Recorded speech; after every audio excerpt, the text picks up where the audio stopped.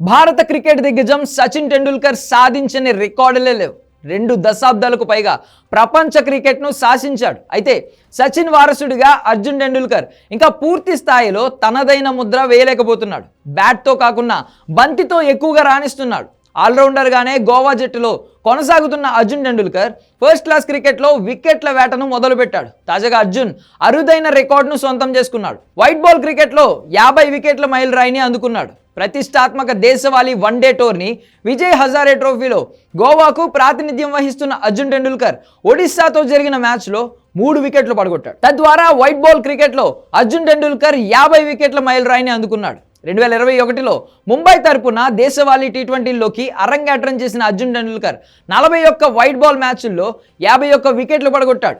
17 list ఏ మ్యాచ్ల్లో ఈ left arm pacer 24 మంది బ్యాటర్లను అవుట్ చేశాడు.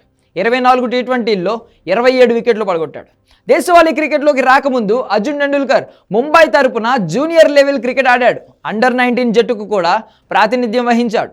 2022-23 రంజీ సీజన్కు ముందు అర్జున్ టెండూల్కర్ ముంబై నుంచి గోవాకు మారాడు. గోవా తరపునే లిస్ట్ ఏతో పాటు ఫస్ట్ క్లాస్ క్రికెట్లోకి అరంగేట్రం చేశాడు. 17 ఫస్ట్ క్లాస్ మ్యాచ్ల్లో అర్జున్ టెండూల్కర్ 37 వికెట్లు పడగొట్టాడు. రంజీ ట్రోఫీలో ఒకసారి 5 వికెట్ల ఘనత కూడా అందుకున్నాడు. ఇదిలా ఉంటే ఇటీవలే ఐపీఎల్ మెగావేలంలో అర్జున్ను ఏ ఫ్రాంచైజీ కొనలేదు. కానీ చివరి నిమిషంలో ముంబై ఇండియన్స్ 30 లక్షల కనీస ధరకు అతన్ని దక్కించుకుంది. అర్జున్ టెండూల్కర్ ఐపీఎల్లో 2023లో అరంగేట్రం చేశాడు. ఇప్పటివరకు 5 మ్యాచ్లు ఆడి 3 వికెట్లు పడగొట్టాడు.